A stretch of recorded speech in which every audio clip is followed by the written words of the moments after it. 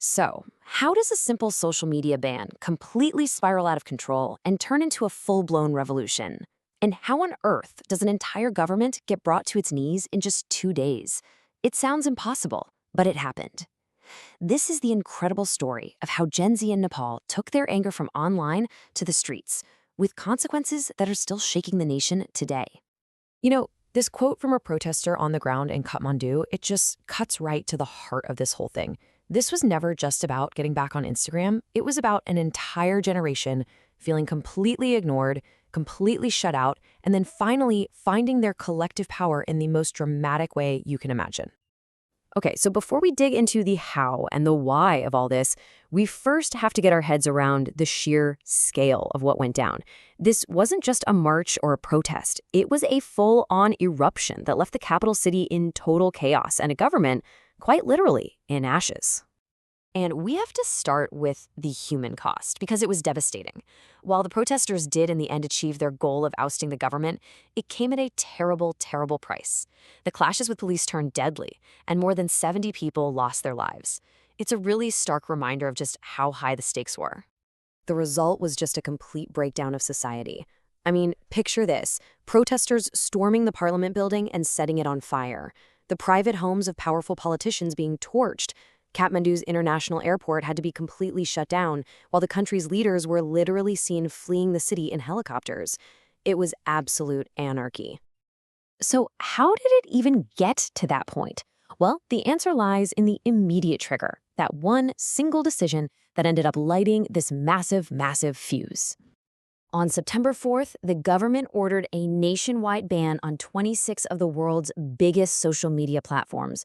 We are talking about Facebook, Instagram, X, WhatsApp, pretty much the digital lifeline for millions and millions of young Nepalis. And just like that, it was severed. And the disconnect between the official story and reality was just immediate. The government claimed, oh, it's a technical issue. These platforms haven't registered properly. We're trying to stop fake news.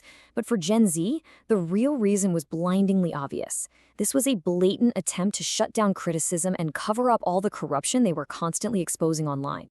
For a generation that built their businesses, organized their communities, and really found their voice online, this ban wasn't just some inconvenience.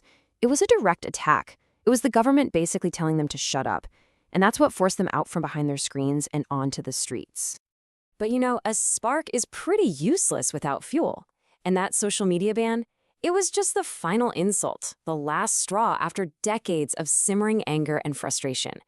So let's look at the deep-seated issues that made this situation just so incredibly explosive.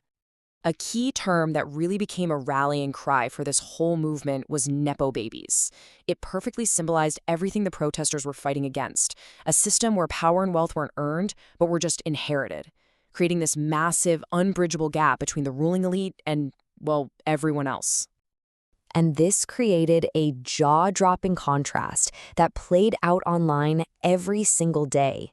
While the children of the political elite were posting pictures of their designer clothes and luxury cars, the average young Nepali was facing this grim reality of sky-high prices, failing schools, bad healthcare, and just a desperate lack of opportunity. I want you to think about this number for a second. Nearly 2,000 young people leave Nepal every single day. They're not leaving for an adventure.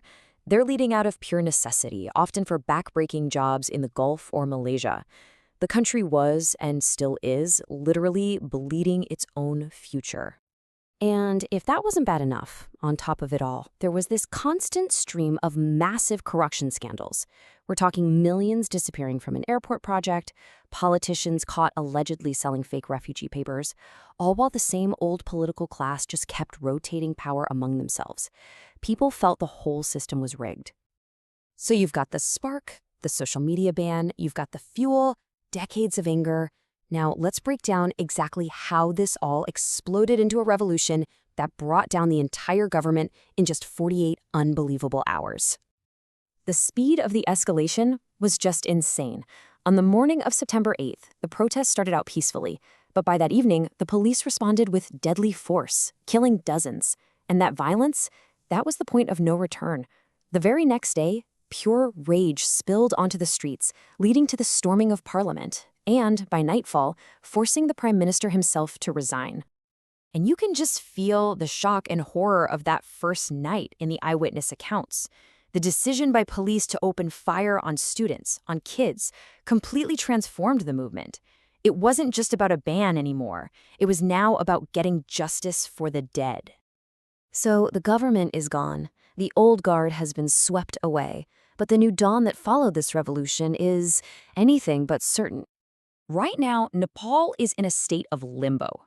The military is on the streets trying to maintain order, and a temporary leader, the former Chief Justice Sushila Karki, has been put in charge to steer the country toward new elections. But it's a very, very fragile peace. But here is maybe the most remarkable outcome of this whole story. This leaderless youth movement, the one that started on the streets, is now in direct talks with the military. They have an actual seat at the table, a real chance to help shape the future that they've fought so hard for. It's not a simple victory story, though. There's a big debate happening right now within the movement itself. Many of the original peaceful protesters are now claiming that their cause was hijacked by opportunists who are actually responsible for the worst of the violence and destruction. And all of this leaves us with the ultimate question, doesn't it? In just 48 hours, Gen Z proved they had the power to tear down a corrupt system. But do they have the unity, the skill, and the support to now rebuild something better in its place? That is the massive challenge that now defines Nepal's future.